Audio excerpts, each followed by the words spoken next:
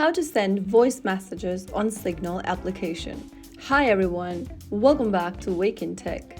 If you are using Signal and want to send a voice message, then firstly, open the Signal application on your smartphone, whether you are using Android or iOS, and make sure that you're also logged into your account. Once you're logged in, go ahead and tap open the conversation with the person or a group you want to message. Now from the conversation page, if you go to the bottom right, you'll see a little microphone icon.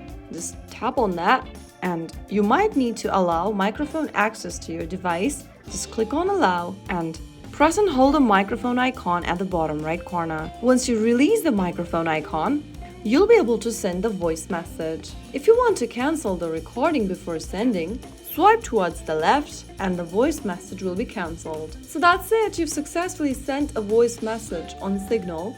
Voice messages are a quick and secure way to communicate when typing isn't convenient. If you found the video helpful, don't forget to like, share and subscribe to our channel.